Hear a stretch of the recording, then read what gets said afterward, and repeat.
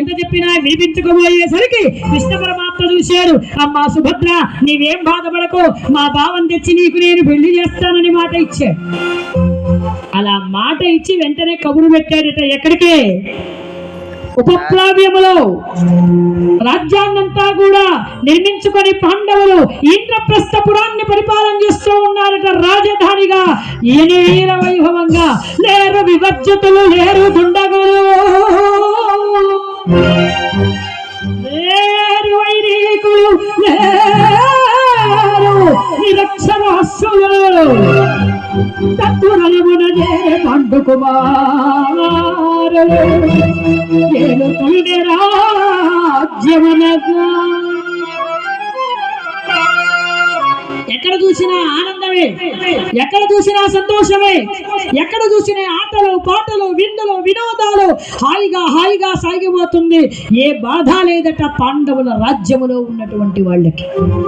అలా ఎనలేని వైభవంగా పరిపాలన చేస్తున్నారు ఇంద్రప్రస్థపురాన్ని పాండవులు. ఆ సమయంలో బావా, నువ్వు తొందరగా వెంటనే రావయ్యా ద్వారకకు, మా చెల్లెల్నిచ్చి నీకు పెళ్లి చేస్తానని కబురు పెట్టాడు శ్రీకృష్ణుడు. కబురు పెట్టాడు, బాగానే ఉంది. ఎట్లా పోవాలి? పోతే ఈ మాట చెబితే మా అన్నయ్య ఏమనుకుంటాడు? అప్పటికే ద్రౌపదితో పెళ్ళైపోయి ఎలా వెళ్ళాలా? ఏ నిబంధం వెళ్ళాలా? వెళ్ళాలంటే మా నొప్పుకుంటాడా ధర్మరాజు? అంటే అన్న మాట అంటే అంత గౌరవం ఉండేదండి ఆ రోజుల్లో. ఇప్పుడు అన్న మాట కాదు, తండ్రి మాట కూడా వింటాంలే. నాన్న నీకేం తెలీదు, నువ్వు కూర్చో, అప్పా నువ్వు కూర్చో. ఎక్కువ మాట్లాడాలంటే ఓల్డ్ ఏజ్ హోమ్లో పడేస్తా, జాగ్రత్త. ఇప్పుడు అమ్మా నాన్నలు ఇంట్లో ఉండట్లే, అంతా ఓల్డ్ ఏజ్ హోమ్లోనే ఉంటుంది. ఎందుకంటే పెళ్ళాం అడుగు పెట్టిందంటే అత్తాబావ సరిగ్గా సాగరంపుతుంది ముందు. కానీ ప్రపంచంలో మనం తీర్చుకోలేని రుణం ఏంటో తెలుసా అండి? మనకు జన్మనిచ్చినటువంటి తల్లి తండ్రి. అమ్మా అమ్మాని అరచిన ఆలకించవేమమ్మ, ఆవేదన తీరు రోజు నీ జన్మకు లేదా.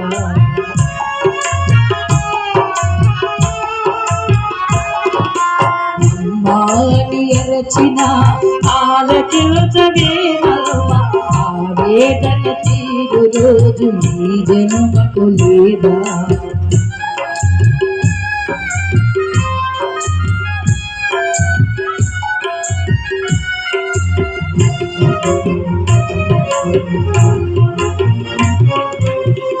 నెలలో నన్ను మోసి ఆలించి లోయక నాకెన్నో ఊడిగాలు చేసి తల్లి నిన్ను నలుగురిలో నగుబాటు చేసి తలచకర్మతనయుని తప్పులు క్షమించుమా.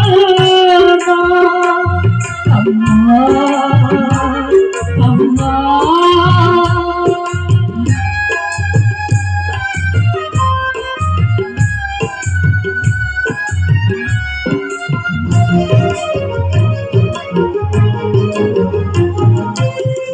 మారిపోతినమ్మా నాగతి ఎదిగినమ్మా, ఈ మాట దాటనమ్మ ఒక మారు కన్నదమ్మా. పిత పాద సేవే మాధవ సేవేయని మరువరమా, నల్లో పగరారమా. అమ్మా అమ్మా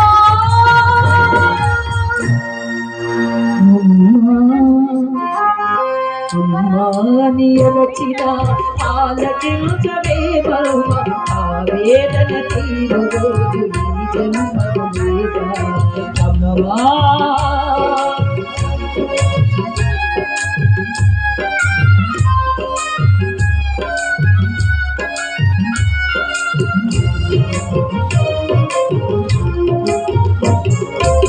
ఏకము విజ్ఞానము బ్రహ్మోపదేశించి పరాలు సాధించిన హితమిచ్చిన తండ్రికి కనుగానని కామమున నిన్ను వెడలా తోసితి కనిపిస్తే కళ్ళకు కాళ్ళు కొడుగుతానా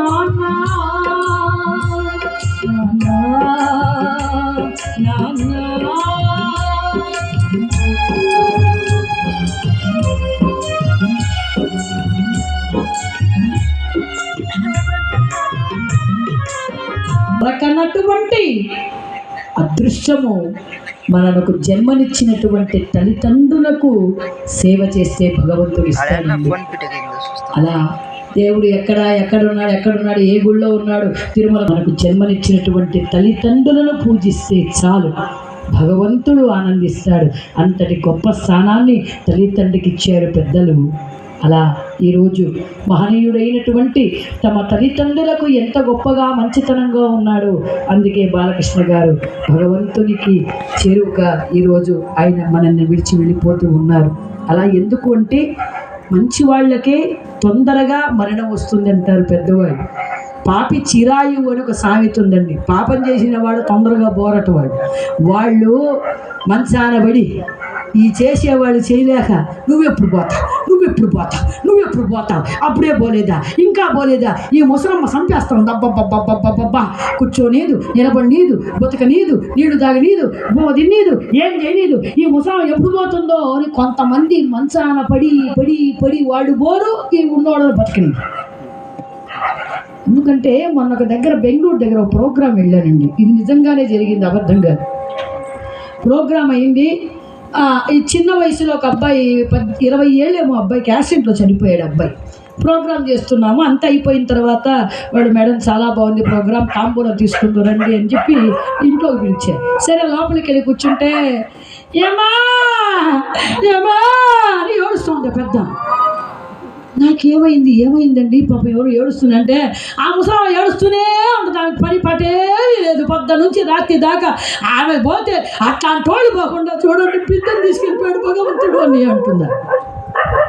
నిజమే కదండి. ఇప్పుడు ఇంతమందికి భారమై అంతమంది పోలేదే అంటే ఆ మాటలు వింటున్నప్పుడు ఆ మంచం మీద పడుకున్నాము ఎంత బాధపడుతుంది. అలా కాదండి, చావనేటువంటిది అలా రాకూడదు. అయ్యో మన నుంచి వెళ్ళిపోయాడు, అయ్యో నాయనా వెళ్ళిపోయావా, అయ్యా అమ్మా వెళ్ళిపోయావా అని మన చావుని కూడా అందరూ మరి తలుచుకునేటట్టుగా చావాలి. చావు కూడా మంచి చావు రావాలి. ఇలాంటి చావు మాత్రం ఎవరికి నేను అనుకున్నా భగవంతుడా నన్ను మాత్రం తొందరగా తీసుకెళ్ళిపో, ఆ ముసలామలాగా పెట్టక స్వామి అని చెప్పి. ఎందుకంటే కళ వచ్చిన వాళ్ళందరూ చిట్టేపోయినామని పాపం. ఎంత బాధ చూడండి, నరకయాతన. దానికంటే చచ్చిపోవడమే మంచిది అనిపిస్తుంది. అలాగా ఎప్పుడైనా కూడా మరణం కూడా సుఖమరణం అంటారే, మంచి చావంటారే. ఎందుకంటే చిన్నతనములో వయసు తక్కువగా ఉండేటువంటి చావనేటువంటి